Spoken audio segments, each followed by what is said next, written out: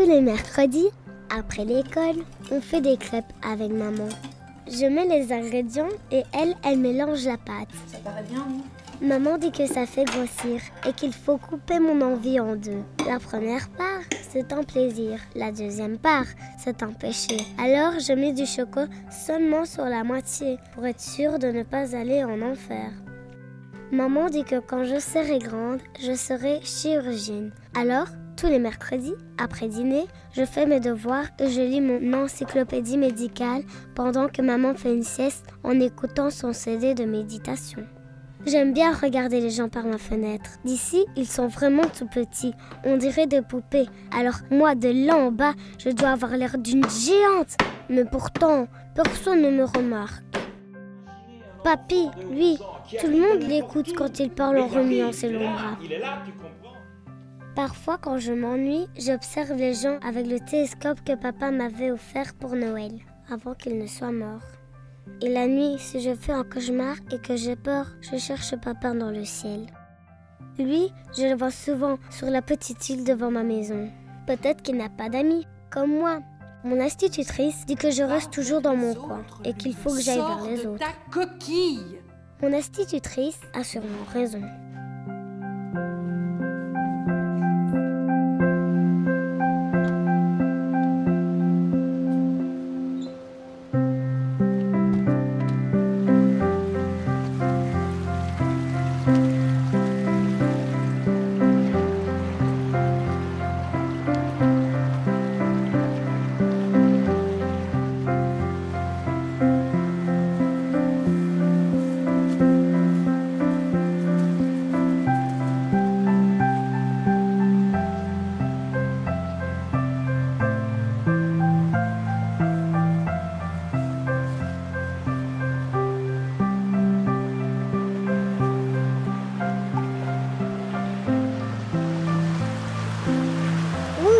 Monsieur, tu dors?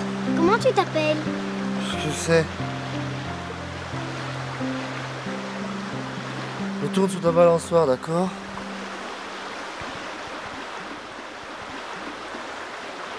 Bonjour Jack, je m'appelle Lune.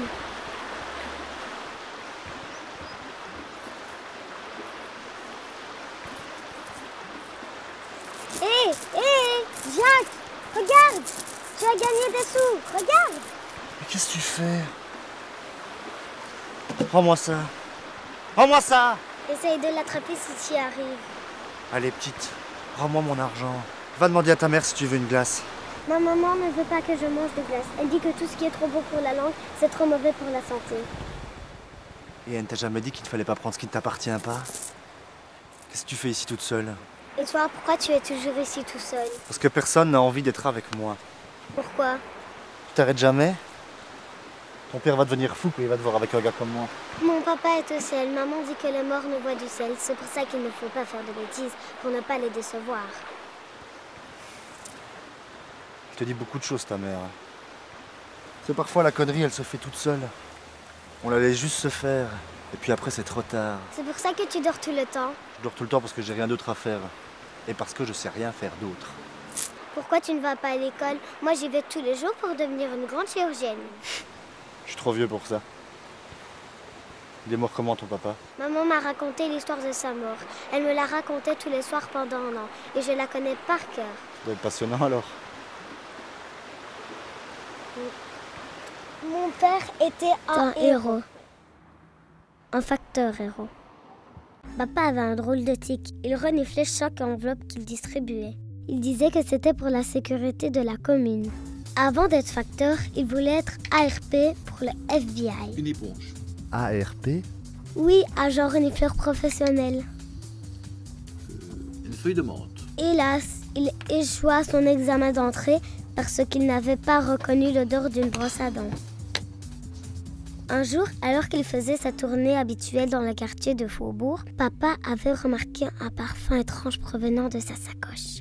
Ce n'était pas l'odeur banale du courrier, ni l'arôme du café. Il ne savait pas ce que c'était. Cette lettre était destinée au bourgmestre de la ville. paniqué à l'idée que ce soit un attentat terroriste contre le bourgmestre, mon papa prit la décision de la reprendre avec lui et de l'emmener dans son laboratoire secret d'analyse de courriers suspects.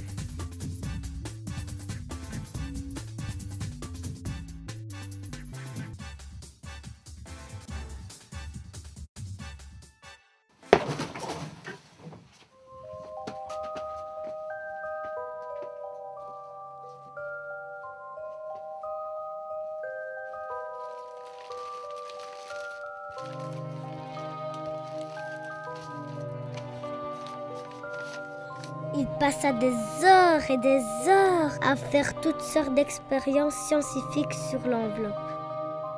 Il ne trouvait pas la réponse. Ce n'était pas la première fois qu'il soupçonnait une enveloppe ou un colis. Sauf que cette fois-là, il ne s'agissait pas d'une carte d'anniversaire lance-confetti.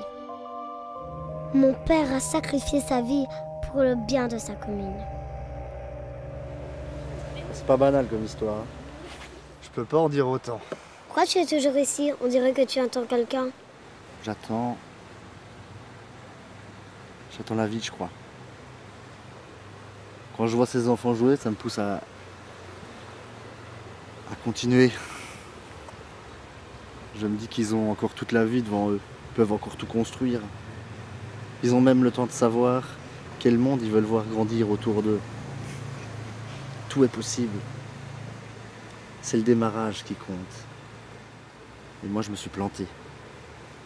J'ai pris un mauvais virage. Je me suis enfoncé dans une petite route toute boueuse et maintenant, j'ai du mal à retrouver la grande route. Maman dit que c'est le moins que rien qui dorme dans la rue. Toi, tu n'as pas l'air bête pourtant. Ta maman, elle pense comme tout le monde, c'est ça le problème. Elle reflète une mentalité qui s'est propagée comme une maladie. C'est qu'elle doit se sentir faible si elle se limite toujours au chemin que prennent les autres. Et le problème, c'est que plus de personnes prennent ce chemin et plus la route se creuse. Et après, c'est difficile de sortir de là pour aller voir ailleurs. Tu me suis ? Oui, je crois, oui. Tu parles comme dans les livres. Ici, on a bien le temps de penser à tout et à rien, tu sais. Moi aussi, je veux jouer à ça. Alors, tu veux bien de mon ami? Lune, mais qu'est-ce que tu fabriques? T'es dingue ou quoi? Je voulais juste voir Jack, c'est un ami. Mais enfin, j'étais morte de peur, moi. Je t'ai déjà dit 100 fois de pas sortir sans moi. T'imagines si on t'enlevait? Mais c'est Jack, il est là! Mais qui ça, Jack? Encore un ami imaginaire? Tu peux pas avoir des amis normaux comme tout le monde. Mais maman, c'est Jack! T'es privé d'activité pendant un mois. Non! Maman, c'est Jack!